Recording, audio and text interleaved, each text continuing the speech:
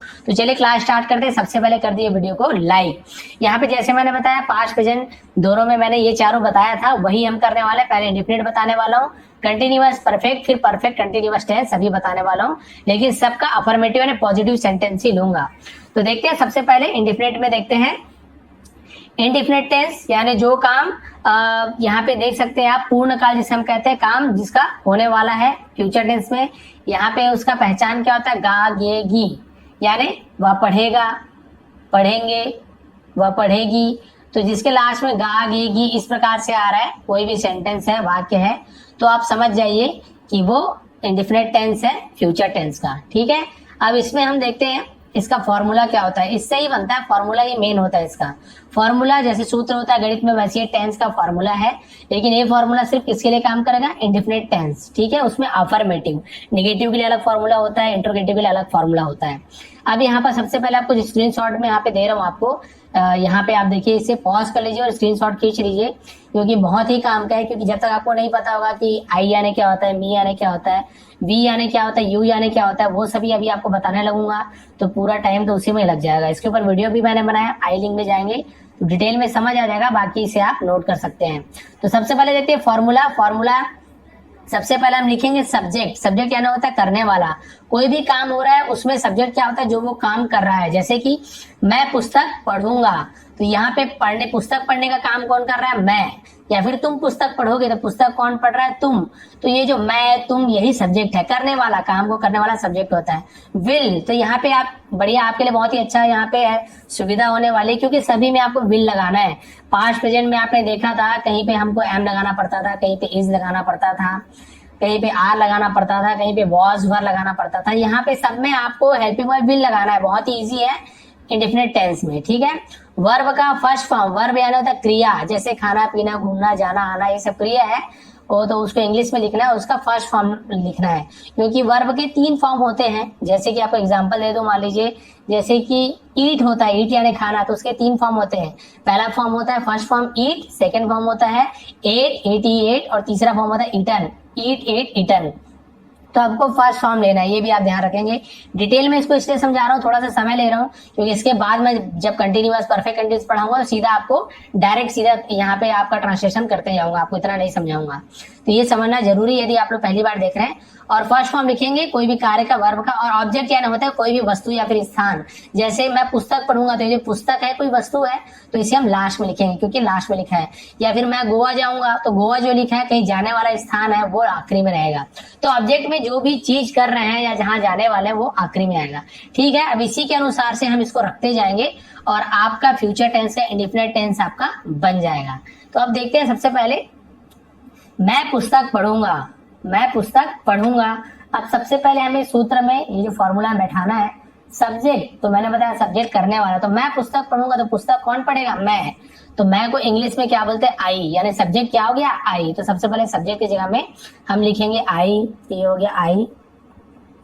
ठीक है, उसके बाद क्या बोल रहा है, विल लगाना है। आई के बाद, सब्जेक्ट के बाद विल लगाना है। तो आप कुछ मत देखिए, यहाँ पे कुछ नहीं लिखा है, विल लगाना है हमको, तो आई के बाद विल लगा दीजिए। बिल्कुल फॉर्मूला को याद कर लेंगे, फिर आपके लिए बहुत इजी रहेगा। बार बार जब इसकी प्रैक्टिस करेंगे तो फॉर्मूला ऐसे याद हो जाएगा।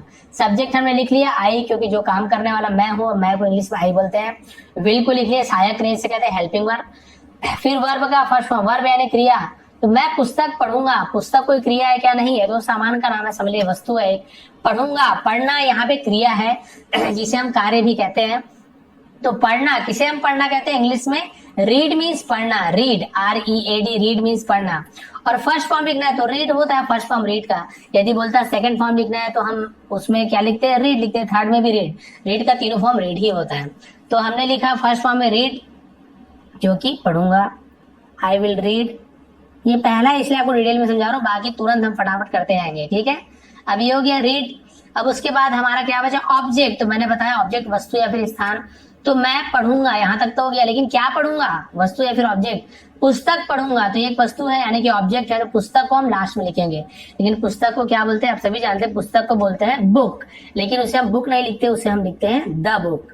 बुक केवल बुक, खाली सिर्फ बुक नहीं लिखते, उसे द बुक इस प्रकार से लिखते हैं हम, I will read the book. अब यहाँ पे देखिए I will read the book हो गया कंप्लीट, और कुछ बचा नहीं बचा। तो देखिए बिल्कुल हमने सही लिखा कि नहीं, सब्जेक्ट तो सब्जेक्ट क्या है, मैं है, तो उसके जगह आई लिखे हमने। विल तो विल लगा दिए। वर्ब क्रिया तो क्या है, पढ़ना क्रिया है, पढ़ूंगा तो पढ़ना क्रिया है, वो तो पढ़ना है ना, रीड तो रीड लिख दिया हमने। और ऑब्जेक्ट वस्तु क्या, पुस्तक, तो द बुक, तो I will read the book, मैं पुस्तक पढ़ूंगा। क्लियर हो गया। आप जल्दी जल्दी बनाएंगे, अब उतना डिटेल में आपको नहीं समझाने वाला क्योंकि आप समझ चुके हैं। तो देखिए यहाँ पे तुम एक गाना गाओगी, अब बिल्कुल फॉर्मूला में बैठाते जाइए। करने वाला यानी गाना कौन गा रही है, तुम गाना गाओगी, तुम। सब्जेक्ट कौन हो गया, तुम को इंग्लिश में बोलते हैं यू। वो चार्ट में आप देख लेंगे जो मैंने स्क्रीनशॉट लेने बोला, वहां पे पूरा वहां पे आपको दिख रहा होगा कि तुम यानी क्या होता है, मैं यानी क्या होता है, वह यानी क्या होता है। ठीक है, उसका क्या है, विल लगाना है, तो भाई सब्जेक्ट के बाद हमेशा विल लगाना है, इसमें आपको पता होगा। फिर क्या बचा, कार्य, तो क्या है कार्य, गाना गाओगी, गाओगी, गाना गाओगी, तो ये जो गाओगी है तो इसे हम बोलते हैं सिंग। सिंग यानी होता है गाना, तो फर्स्ट फॉर्म लिखना है तो सिंग ही आएगा, सिंग। ठीक है, यू विल सिंग। अब क्या बच गया, ऑब्जेक्ट बच गया। ऑब्जेक्ट तो क्या चीज गाएगी, वो वस्तु स्थान, तो वस्तु स्थान नहीं है, लेकिन ऑब्जेक्ट यानी क्या होता है, वो क्या काम करेगी, गाना गाएगी। किसको गाएगी, गाना को गाएगी। तो गाना को हम इंग्लिश में क्या बोलते हैं, सॉन्ग। क्या बोलते हैं, सॉन्ग। ये हो गया आपका सॉन्ग, अ सॉन्ग, एक गाना गाएगी, तो एक यानी अ होता है। ठीक है, तो हो गया सब्जेक्ट यू, फिर विल, वर्ब सिंग, फिर अ सॉन्ग। तो देखिए ये कंप्लीट हो गया आपका, सब्जेक्ट हो गया, यहाँ पे विल हो गया, वर्ब यानी काम हो गया, ऑब्जेक्ट यानी जो चीज करने वाली है क्या गाएगी, एक गाना, a song, you will sing a song, complete हो गया। अब इसे देखते हैं, हम क्रिकेट खेलेंगे। अब इसे आप बना सकते हैं इजिली। सब्जेक्ट कौन है, कौन क्रिकेट खेलेगा, हम, तो हम को इंग्लिश में बोलते हैं वी। फिर क्या लगाना है उसके बाद, विल लगाना है, तो लगा दीजिए वी विल।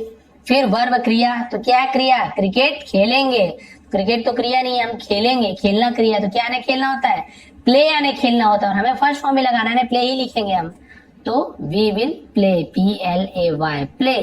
और क्या खेलेंगे हम, ऑब्जेक्ट क्या है, क्या चीज खेलेंगे, क्रिकेट, तो वी विल प्ले क्रिकेट। बस हो गया आपका कंप्लीट। यहाँ पे वस्तु स्थान लिखा हो, लेकिन इसका मतलब नहीं कि यहाँ पे वस्तु या स्थान दिया होगा तो ये उसे ऑब्जेक्ट कहेंगे, ऑब्जेक्ट इसे कहते हैं। लेकिन जब हम जो काम कर रहे हैं उस काम को, जो काम कर रहे हैं वो वर्ब हो गया, लेकिन जो काम कर रहे हैं, वो जो काम कर रहे हैं उसे हम क्या लिखेंगे, ऑब्जेक्ट मानेंगे। गाना गा रही है तो गाना लास्ट, पुस्तक पढ़ रहा है तो पुस्तक लास्ट में, क्रिकेट खेलेंगे तो क्रिकेट को लास्ट में, आम खाएंगे तो आम को लास्ट में। इस प्रकार से गोवा जाएंगे, दिल्ली जाएंगे, जहां जा रहे हैं वो चीज लास्ट में, स्कूल जाएंगे तो स्कूल लास्ट में। तो ये होता है। क्लियर हो गया।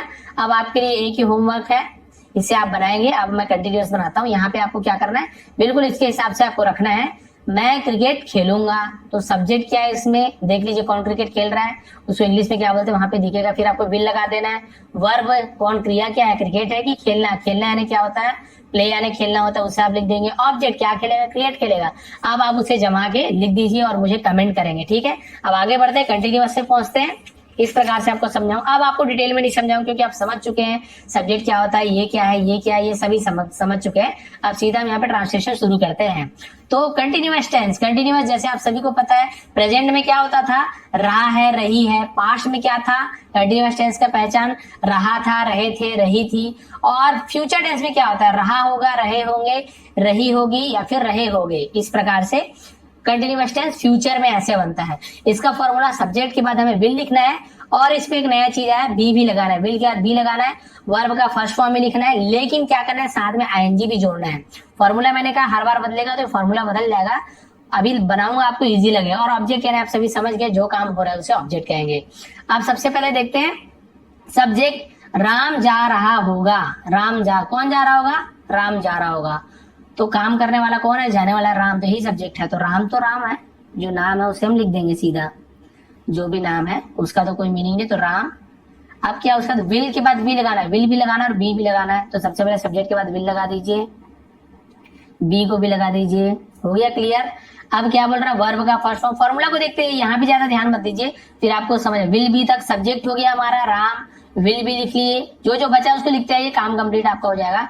V1 यानी वर्ब का फर्स्ट फॉर्म, वर्ब, तो क्रिया, वर्ब यानी क्रिया आपको बताया हूँ, राम जा रहा होगा, क्या कर रहा होगा, जा रहा होगा, जाना यानी गो मीन्स जाना।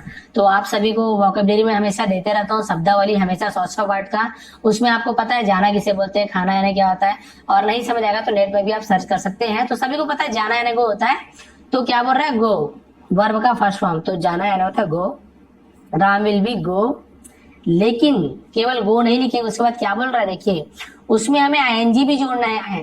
तो आप ऐसे नहीं करेंगे गो लिख के आईएनजी साइड में लिख दिए, यहाँ पे साथ में जोड़ना है, गो के साथ आईएनजी, ऐसे गोइंग, प्ले है तो प्लेइंग, ठीक है, और इसी प्रकार से वॉच है तो वॉचिंग, रन है तो रनिंग, साथ में आईएनजी जुड़ जाएगा।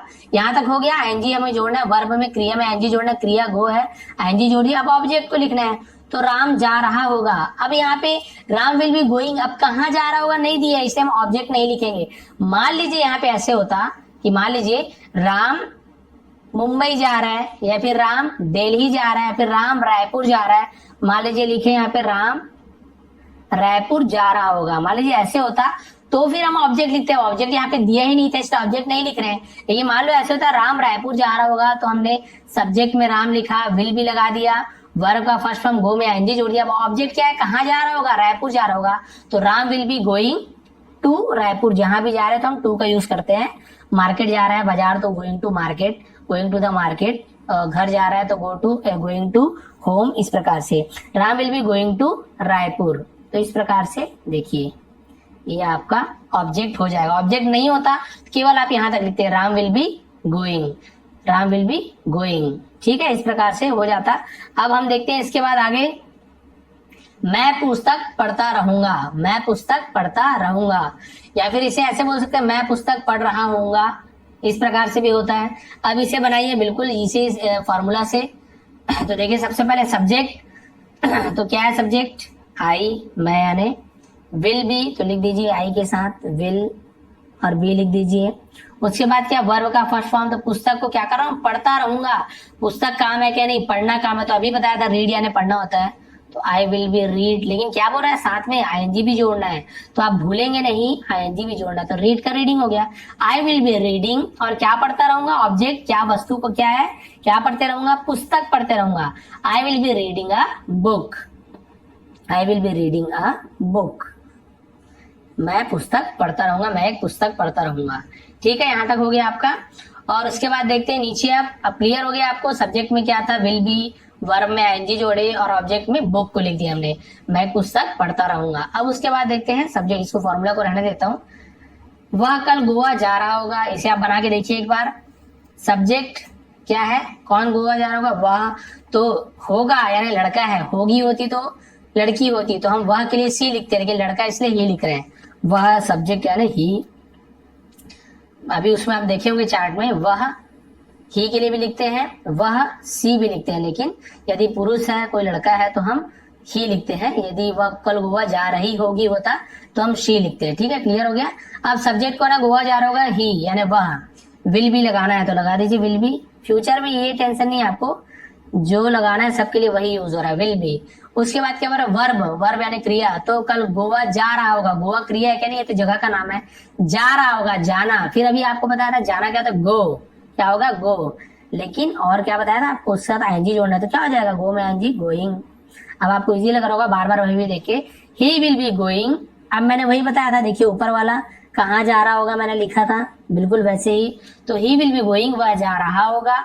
ऑब्जेक्ट कहाँ जा रहा होगा, गोवा जा रहा होगा, तो मैंने बताया कहीं जाते हैं तो वहां पे हम टू संबंध बताने के लिए